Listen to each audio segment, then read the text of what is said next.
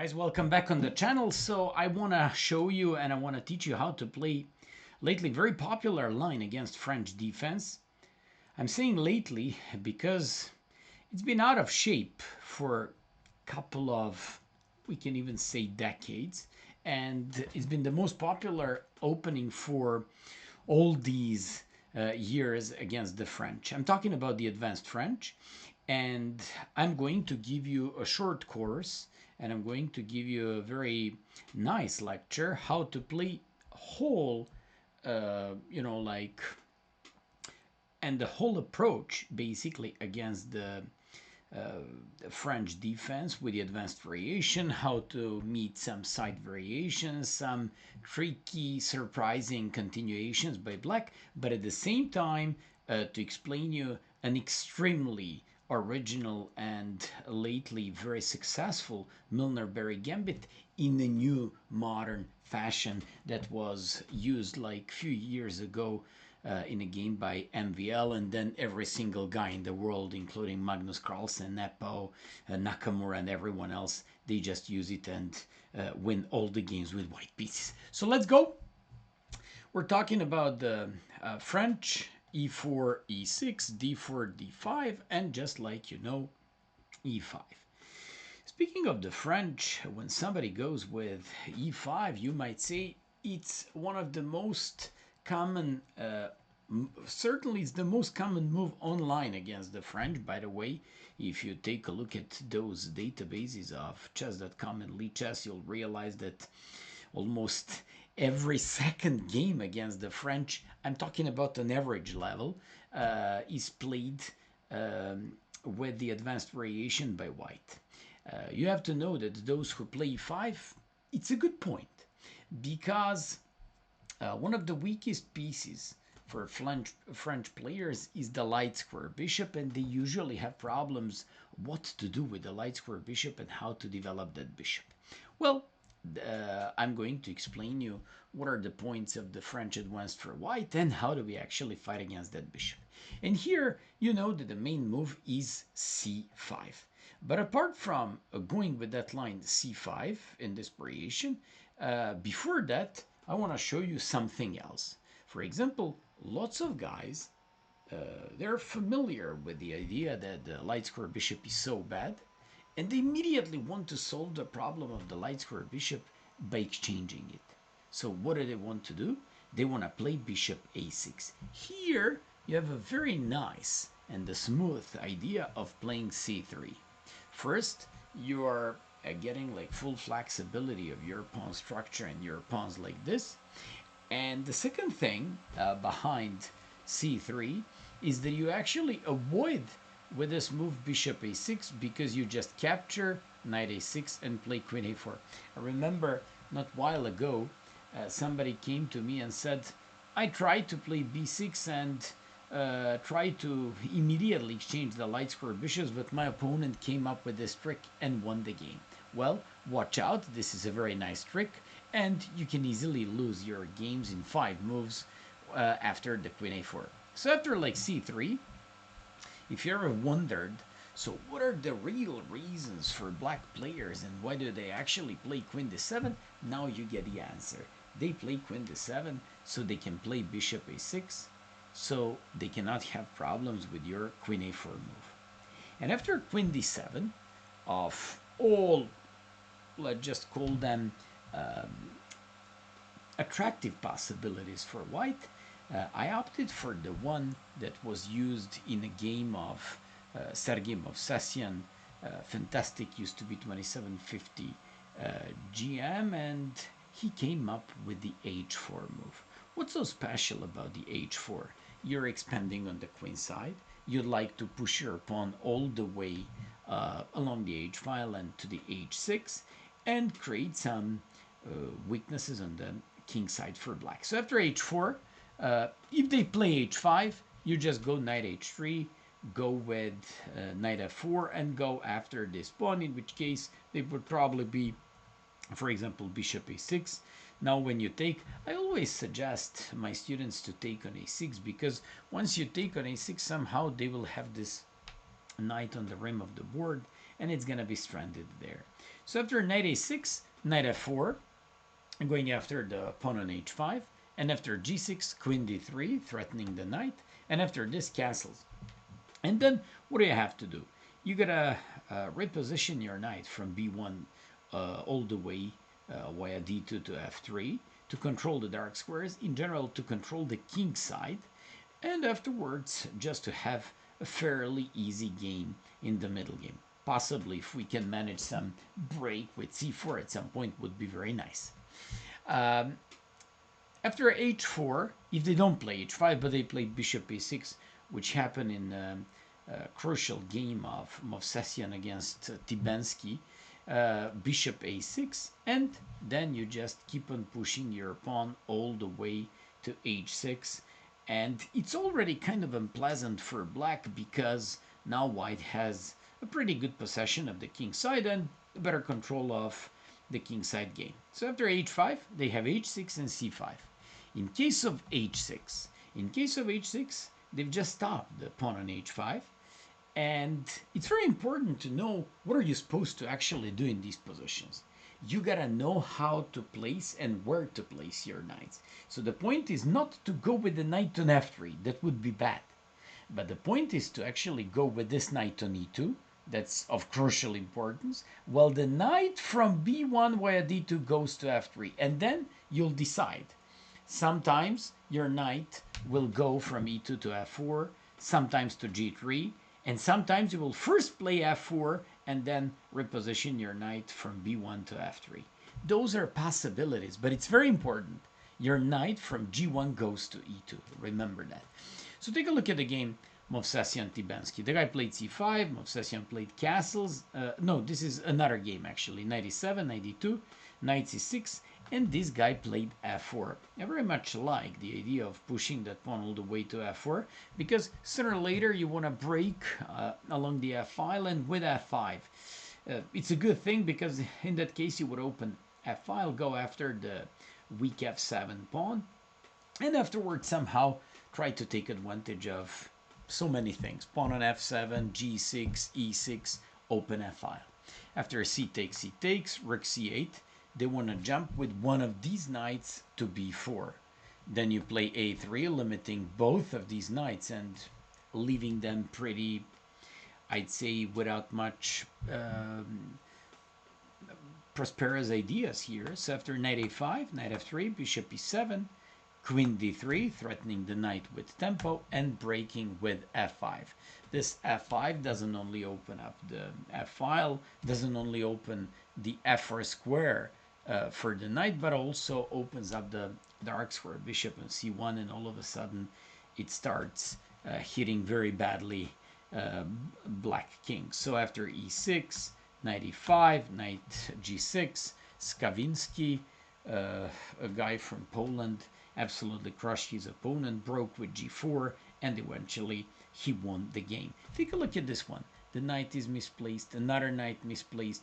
They have the c file, but what for? I mean, I don't see anything that's special about possession of the c file. Well, we have an amazing outpost for knight on e5 and an even better knight. Fantastic knight around the king. Now, when the guy played g4, he just wants to somehow penetrate onto the king side, and that's exactly what happened in the game. He eventually won the game. Once again, after b6, you play that c3 that is aimed against bishop a6, and when they play like queen d7, you play h4, where you just expand on the king side. So after bishop a6, always take and kind of put this knight on the rim of the board and play h5. When they go with c5, most logical thing, this time black didn't go for h6 to at all costs stop this pawn on h5, not to come to h6. So the guy played knight e2. Now we're checking the game of Movsesian. Once again, we're seeing pretty much the same idea, and that's what I was talking about. He's actually placing the knight on e2, while he just wants to reposition his knight from b1 to f3. Those are the ideas, and that's the thing here. Movsesian's opponent, a very experienced player, played f6. He's just breaking in the center, and he just wants to take on e5, open a file for his pieces, and kind of give his knight on g8 better prospects for development. After bishop f4, Movsesian just keeps an eye on e5 outpost. Knight e7, knight d2, knight c6, and knight to f3. I was just going throughout these moves a little bit faster because I just want to remind you once again, in this position, when you play h4, you always go with knight on e2, and then another knight from b1 goes to f3 eventually. I know that I'm a little bit, like kind of boring because I just keep repeating the same things again and again, but I just want to make sure that you understand conceptually what you have to do and where should you place your pieces. In this game, after knight f3, rook c8, castles, Movsesian's opponent realized that this knight had no prospects on a6, cannot go on c5, cannot go on b4, and he put it back on b8. If you ask me, it's always better to put it on c7 because in some moments it's gonna defend and control the e6 square. But in this game, pretty much the same thing would happen. Movsesian played a very nice hidden move, rook to e1. And believe it or not, he's now threatening to take on f6 with one very nice positional, interesting idea that I applied in one of my Caracan games and won against an IM. So bishop e7, he takes f6. And now you're wondering, when you take on f6, you're just losing control of the center and kind of releasing the tension. And what's the point? Well, buddy, after g takes f6, here's the point. You take on b8. You give up this bishop. You give up one of the most valuable pieces in your game. How can it be? Well, we're just getting the f4 square for the knight. A lovely idea. And now you get the point of having the rook on e1, which gives you knight f4, and knight f4 actually goes after the e6 weakness, and white just has an amazing game. After like rook b8, knight f4, a rook on e1 and knight on f4 goes after the weakness. Only move, queen e2, once again weakness, king f7, and boom! Movsesian played c4, wants to bring his rook from a1 to d1. King on f7 turns out to be weak, and this is a general rule. When your opponent has king exposed in the center, always open up the game in the center and never hesitate. Eventually, he won the game. And I just tried to explain you how to play against b6. Time for the main lines. After they go c5, and it's so logical for black to go with c5 and to break the center this way. So they're just breaking the center with c5. Watch out. Watch out not to misplay the other moves. Anytime black goes with c5, you just have to go with c3. c3 keeps an eye on the square d4, and c3 gives you a beautiful connecting pawns all the way from b2 to e5. And watch out, they're just going to all the time attack on d4 and b2. We'll all the time try to defend it, and we just want to keep the center the way it stands this way. So let's go. Once again, golden rule.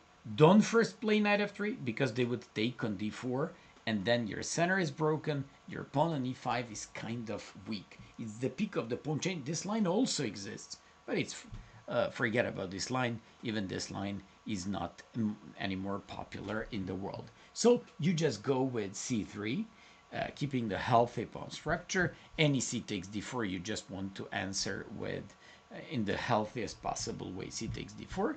And here, of course, 90% of the games go with knight c6 by black, but there are guys who will first play queen b6 against you. Those who play an immediate queen b6, they're just about to opt for one of the rare lines where they just want to exchange the weakest piece in the French defense, light square bishop.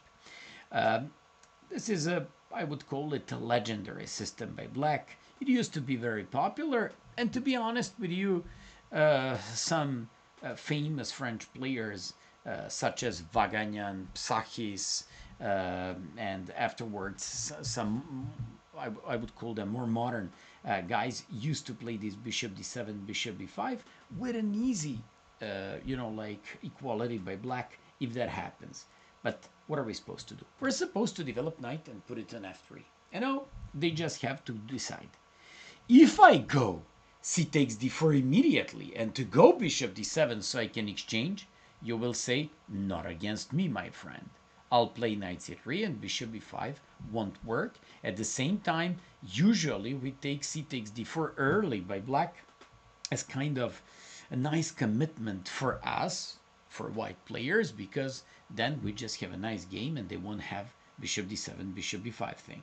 Another thing, they play bishop d7. They're about to do bishop b5. Whether taking first on d4 and playing bishop b5 or playing bishop b5 straight away. After like bishop d7, we go with bishop to d3. And there we go. It's crucial moment of the game. Should they go for c takes d4 or bishop b5? If they go with bishop b5 immediately, I got a specialty for you, because it looks like that's it. They put a queen on b6, they put a bishop on d7, exchange the light square bishops. Everything seems to be working perfectly fine for black here, but it's not. There is a specialty here that refutes the whole idea connected with an early bishop b5. We take on c5. Boom. That's the point against the system. So what's the thing? When they capture, boom, b4 once again. And you cannot even imagine how many of my students, I remember Grandmaster Kadric won so many games. Actually, this was in his, I'd say, early childhood when he just began to play chess, and I taught him this one with the white pieces. He won with Milner-Barry, and he always said so many people fell for this b4, and when they go with bishop f5, boom, king e2, your king is here, you're about to bring your rook to f1 and to trap and to win the bishop on f2. What a lovely and what a nice line and trick to remember. Then another thing, they say, okay, I'll take on d3, and when we take by queen, they will move the bishop. They have two ways of moving the bishop. If they move the bishop away to f8 so they can keep as an option knight e7, we just go short castle, knight e7, and all you need to remember is what should be your plan in a game like this. Of course, you'll develop a bishop with tempo, and if they go queen d8, giving you possibility without attacking pawn on b4 and without controlling c4, play c4. Don't hesitate at all. Take by queen, and then you just have a nice and easy game. Knight c3, rook f2 d1, rook a c1, knight e4, knight g5, and blah, blah, blah. White is just amazing, and this is just so good for us. Another thing is, they just go back with the queen on c7. They're not allowing us to play c4. So what are we going to do? Remember the plan. Without plans, you're nothing. If you remember some of these ideas for just a couple of moves, it's gonna last for 2 days, for 2 weeks, for 2 years. But if you remember ideas, you'll always can easily get back to this variation and say, some crazy coach, my online showed us how to play this line. So what's the plan? You go with knight a3, and you now threaten knight b5 to go with the knight d6, harassing the queen and jumping on d6 just like that.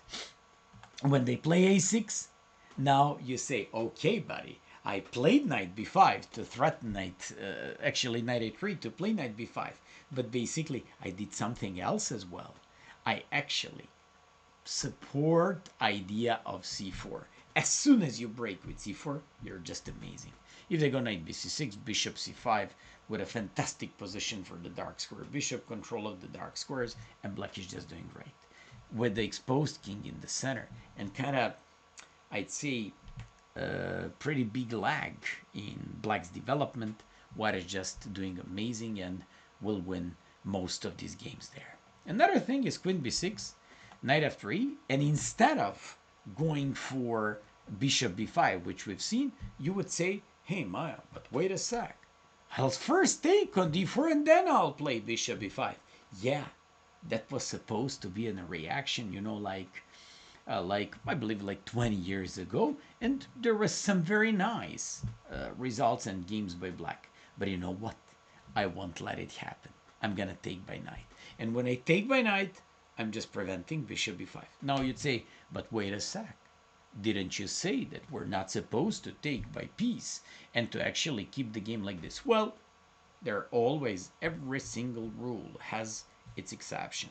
What's about this one? First of all, I'm preventing bishop b5 and kind of leaving your bishop pretty weak on d7 and without any future. Second thing, yeah, now at the moment, this e5 pawn could turn out to be weak in some moments, and we gotta defend it at all costs. And that could be one of ideas and one of the most important things in these positions. Remember that the e5 pawn is like a soul of your game.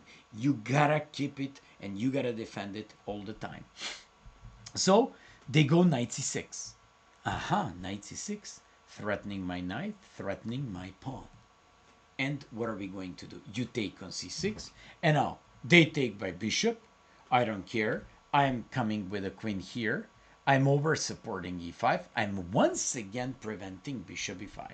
You say knight e7 with tempo. And f4. With queen c7, just attack the pawn on e5. With f4, you're just defending it. You're disconnecting these pawns. You have a nice control of the dark squares. Any knight f5, of course, you're just going to capture and play short castle with a terrible light square bishop, terrible pawns in the black's game. And we just have a very, very valuable knight, which does a great job in a type of the game when the center is like this. Game is pretty much closed, and you just need to find the good outposts for that knight. And finally, if g6 to prevent any f5, you just go knight d2, always capture, go with knight f3. When they want to play at some point, even at a cost of a pawn, some d4 to give that light square bishop possibility to open itself and to do something, you just say knight d4, I'm locking your bishop and you're forever bad. And just like you see, they can play like this, and there are guys who will mainly take by pawn. And even some top players who are just famous French players recaptured on c6 by pawn, hoping that afterwards they can play c5, or in a good moment, maybe they're just going to show the intention of exchanging the light square bishops. But like this, they just have like more flexible pawn structure. What are we going to do? Castle short, knight e7, and a golden rule. e5 is the soul of your game. Make sure to defend it, make sure to support it, make sure to be there all the time. So you go with knight on d2, and you're repositioning this knight to f3, controlling the knight on e5. They go knight g6, going after the pawn on e5. You go knight f3, developing this knight and defending the pawn on e5. They just go with bishop e7, and there we go. Both sides pretty well played this opening, and one of the golden rules, not only in this very concrete position, but in the whole, I'd say, French advanced concept, is that whenever this knight goes on g6, you gotta chase it away, and you gotta make sure to play h4. It's one of the golden rules in the French advanced. When you play h4, we want to go with h5, chasing that knight away.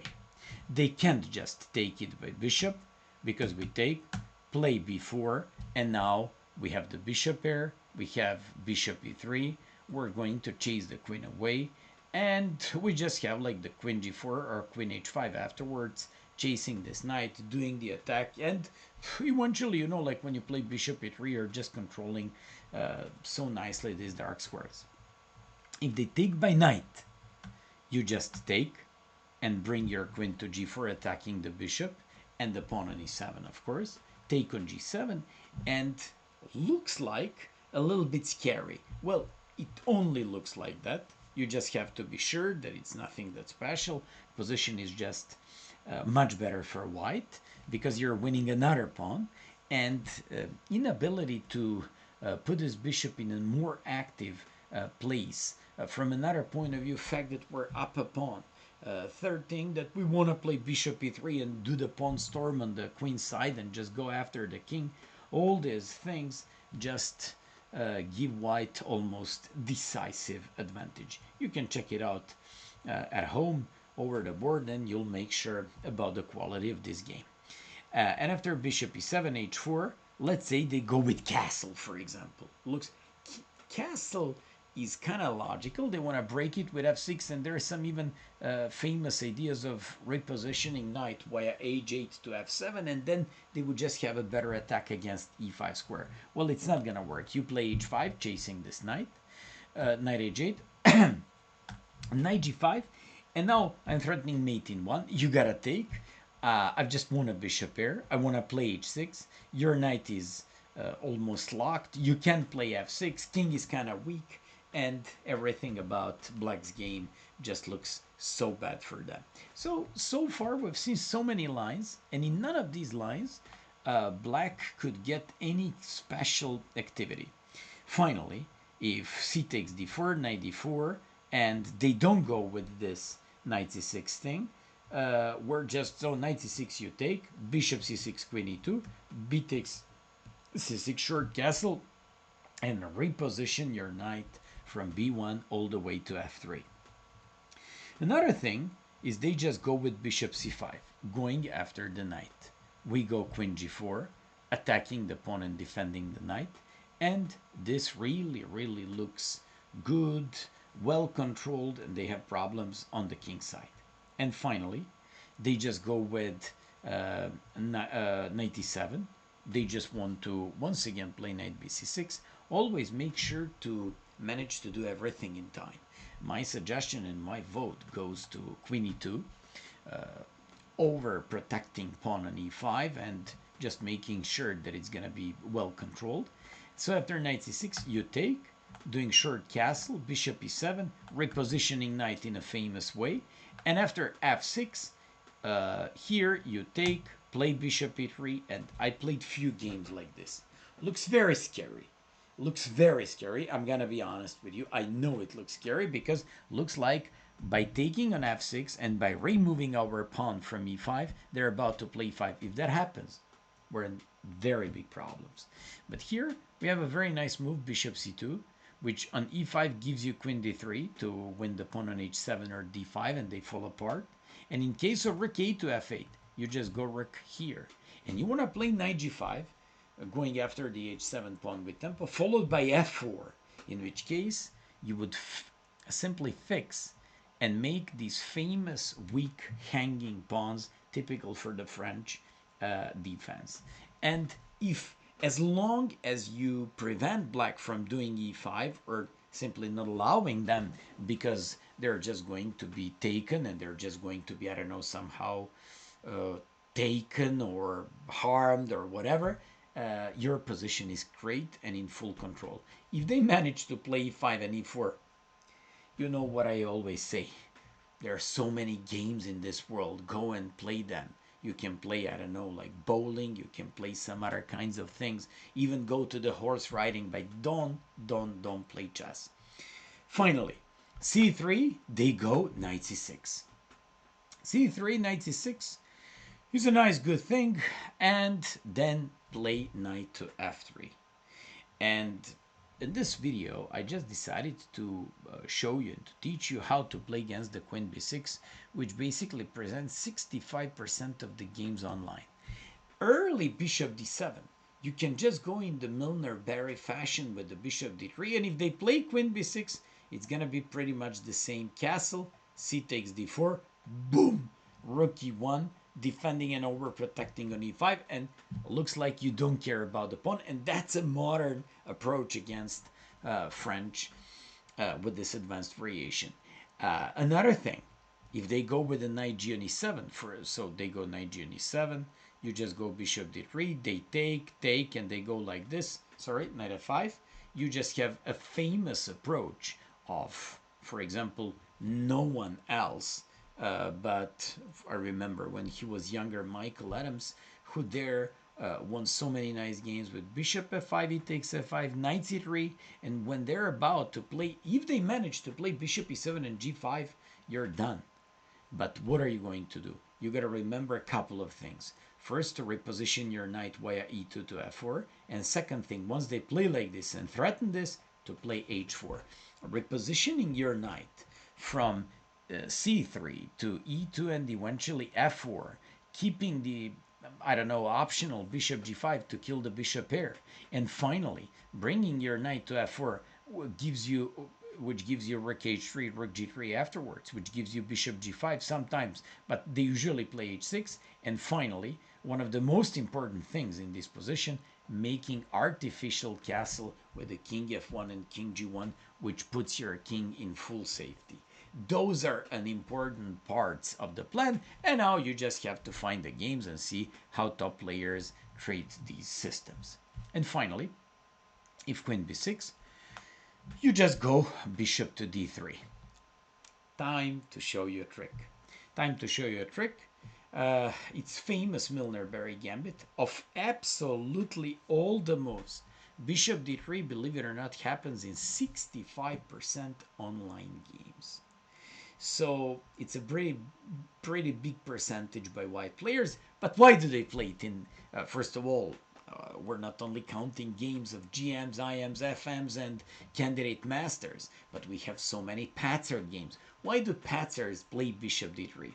Because they're all of them are very fond of variation with c takes d4, c takes d4, and knight takes d4. No one should take on d4, but those who do it, then you should immediately tell these guys what I usually tell them. After bishop b5, you're just winning the queen, give this covered check, it's the double threat, and you're about to win the queen. And then use the famous phrase, there are so many games in this world, football, try to be new Lionel Messi, Ronaldo, whoever, but forget about this game. Chess is not for you, baby. So after c takes d4, there we go. For all these years, for all these, I can easily say decades, I believe last 60, 70, 80 years, all these guys went for c takes d4, and then Patzers take on d4, in which case you win the queen. But good players, after they take on d4 once, they just go with bishop d7. And then Milner-Barry Gambit, in its classic sense, went knight c3, knight d4, first castles. And when they go knight d4, queen d4, knight c3 with the idea knight b5, and those ideas are not anymore that popular for white because black, with all these top and very strong engines, found the ways to defend themselves and even to get a better positions. From another point of view, there is a Serbian GM who developed a very nice system with the knight bd2 pop, and he really had some amazing games with this knight bd2 approach, and he kind of played this in a very nice gambit system, creating so many nice and attractive games and wins. Although my intention is completely different. My intention is to show you after queen b6, bishop d3, c takes d4, not to recapture, not to go for anything that popular. But 3 years ago, I believe in some Grand Swiss tournament, MVL, Maxim Vachier-Lagrave, played against Pankratov, strong Russian GM, 2650 FIDE, and after c takes d4, MVL played castle. I remember when he played that game, somebody just sent me that game and said, "Have you ever seen this idea? It's crazy. What is just sacking a pawn, and he doesn't care about the pawn on d4, he just cares about his development and going for some absolutely new ideas." So let me present you some top-notch ideas and plans against this position from white's point of view. I'll show you the most important things. I'll try to not to show you only, like concrete lines and play this novelty, here you gotta play that. I'll try to give you some basic concepts and what do you have to do in certain moments, in certain lines. So let's go. After castles, for example, lots of these guys can, like an autopilot, they just say, let me just take the pawn, I'm up a pawn. Well, it's not gonna work like that. Just like in a typical Milner-Barry, you just take by knight, and they go bishop d7. bishop d7 because they want to complete the development. Watch out, we're down a pawn, but everything about our game is based on pawn on e5 and its support. And once the knight comes, for example, after rook e1, you're just over supporting the pawn on e5 and clearly showing an intention of knowing what to do. So here they have a couple of moves. For example, quick move is bishop b4. Like, let me develop my piece, play knight g7 and do the castle. Developing bishop on b4 in the French in general is not good. For example, Gavain Jones from England played a3. Won the bishop pair this way, threatening rook b1 and bishop e3. And after rook b1, played a4, which gave him possibility of bishop a3, which would take control of the a3 fa diagonal. And after knight g6 over protecting e5, you know how important is the pawn on e5. And after knight a5, Gavain went for h4 followed by h5. And in North Island Championship 2021, he won a game like this very, very soon after he threw this away with h4, h5, and bishop controls both of these diagonals with an amazing control of the game. Another thing, instead of bishop b4, is knight g on e7. If they go with knight g on e7, you just have to go with h4. A golden rule, actually, it's one of those rules that I wanted to explain you. A golden rule is once they go with knight g on e7, you know that they want to place this knight on g6 and go after the pawn on e5.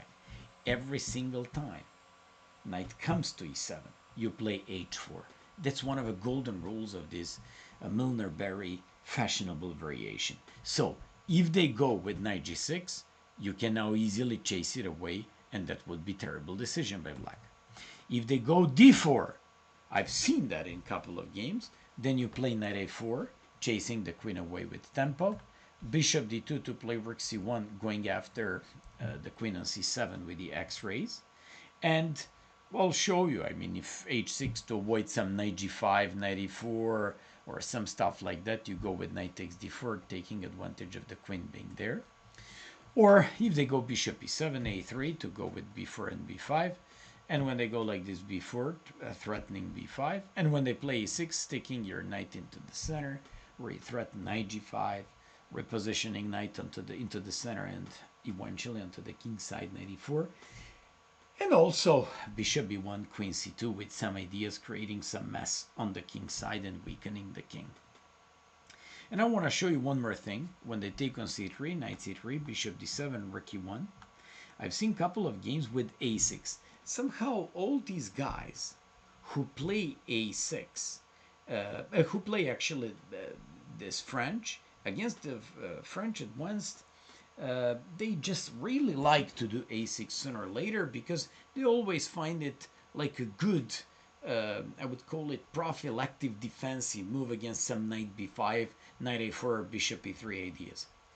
Well, you just go with bishop e3. It's very nice to know that d4 doesn't work because you take, you threaten to take this knight, and when they defend it and looks like they're up a piece, you have this beautiful knight e4. You gotta remember this trick. It's so nice, it's so useful, it's so strong, and not everyone can calculate this one, and that's why I even see some top players didn't play bishop e3 because they probably didn't want to calculate or couldn't calculate or weren't sure about the final assessment of that position. Another thing is that after a6, bishop e3, they go back to d8. You go rook c1.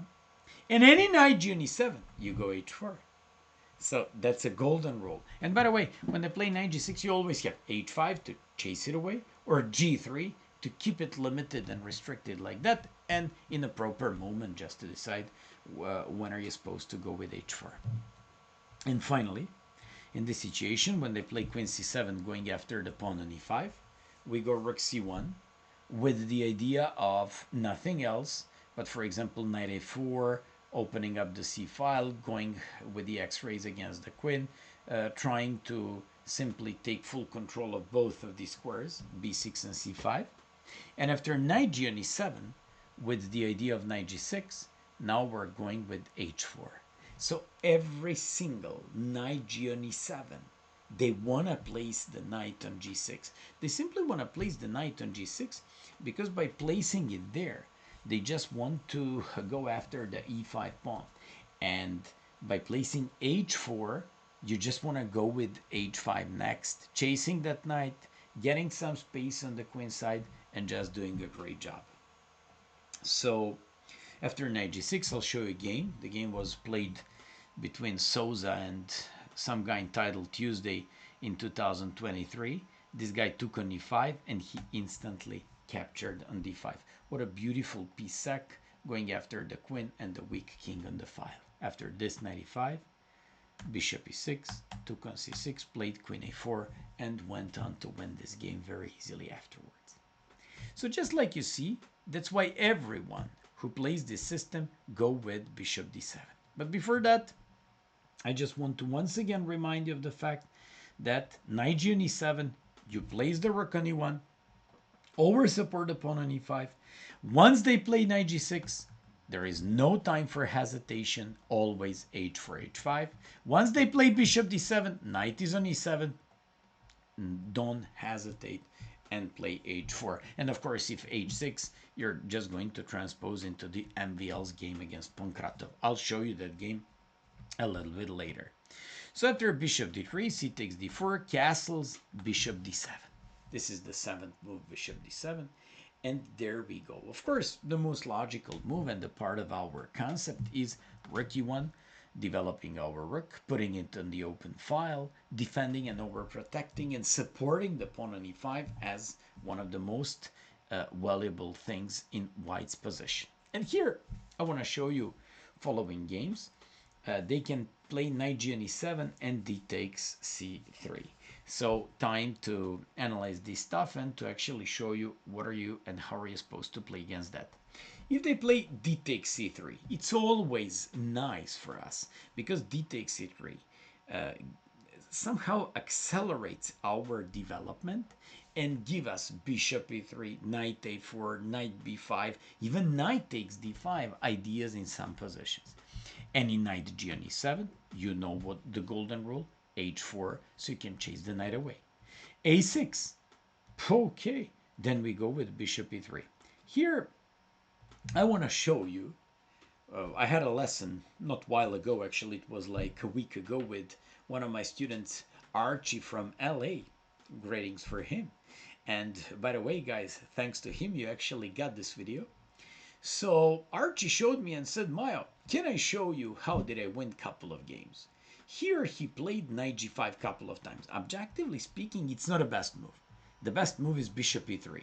Developing piece with the tempo, harassing that queen and so on. But Archie's aligned with the knight g5 is so, I would say, exotic.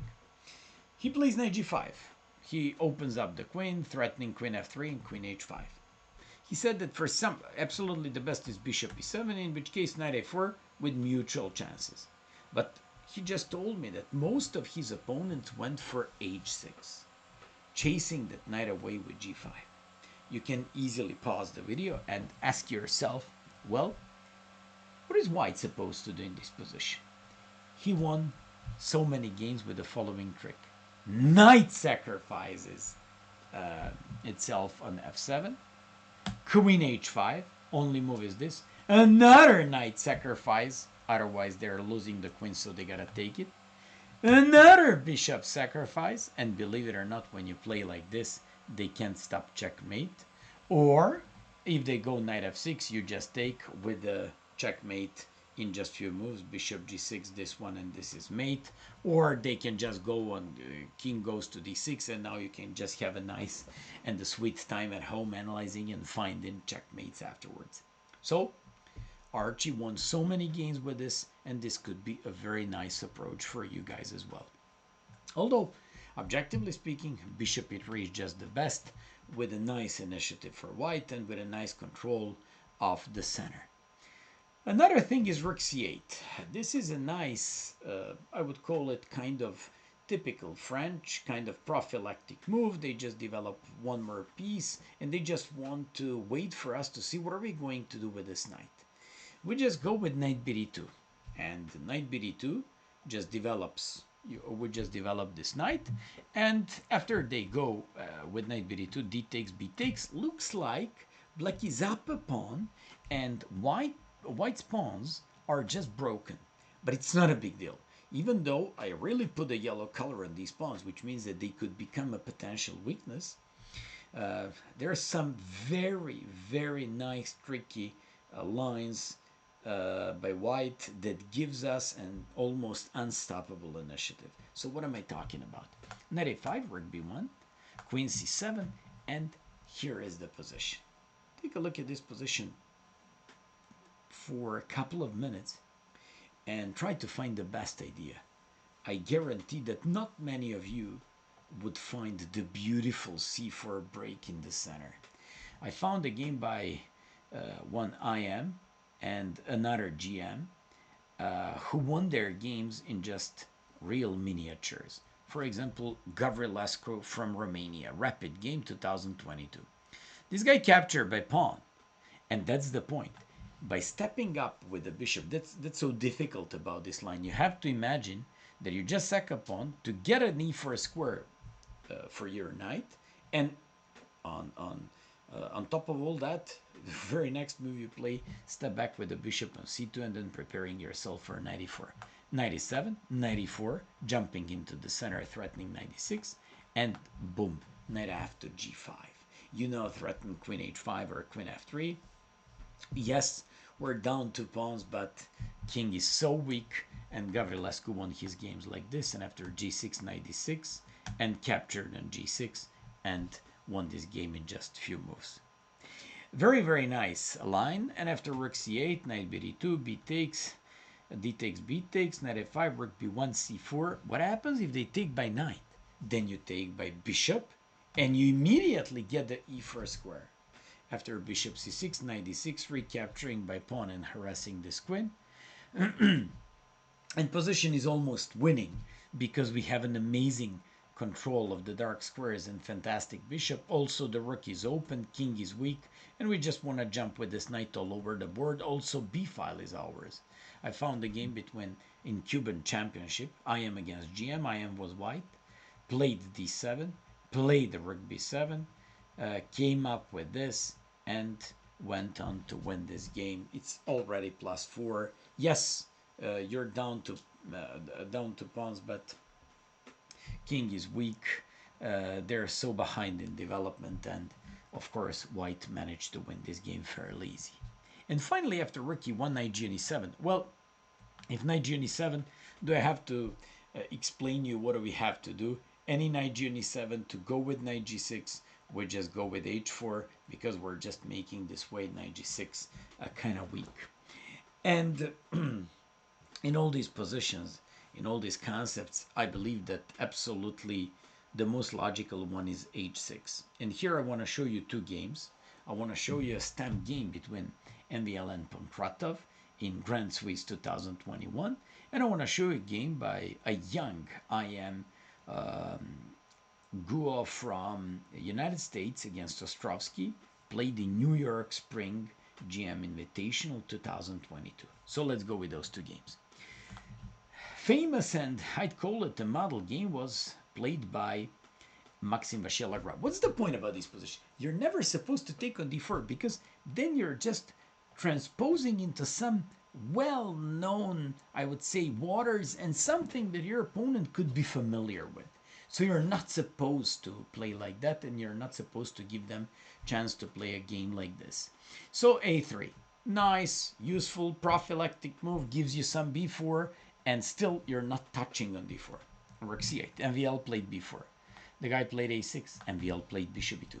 Watch out how carefully he's provoking his opponent. Take on c3, take on c3, take on c3, give it to me. And the guy played g6. G5, sorry.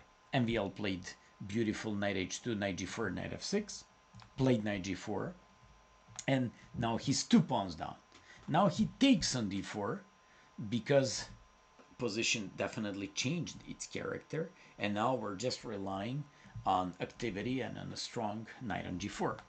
Jumping on f6, playing queen f3, threatening on d5 and supporting the f6 pawn, going with queen d5, queen g5 attacking both knight and the rook, playing knight c3 threatening knight e5, played queen d8 knight e4, and after f3 he just won the knight. Knight had nowhere to go because there is a plan with bishop c1, knight f6, bishop c1, rook g6, knight f6, and bishop g5.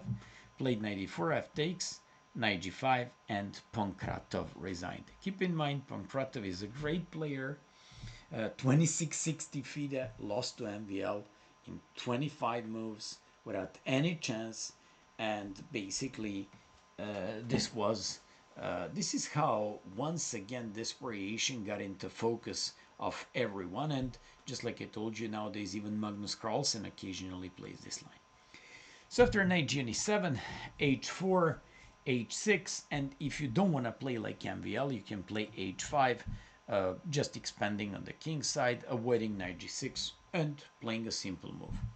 And Ragua played rook c8, knight b2, d takes, b takes, knight a5, rook b1, queen c7. And here he did not go with c4, bishop c2, and knight e4 lines, which is absolutely a legit way of playing these positions, but he went for another pawn sack, for knight b3, going after the queen and the knight, rook c1, and he trapped the queen, queen a1. Okay, the guy just took lots of pieces for the queen, but eventually when you count the pieces and when you realize he actually had the rook against rook and two pieces, rook and bishop, I apologize, against the queen, and eventually black managed to win the game by putting the queen back into the game, playing knight to d4, and afterwards winning a game like this.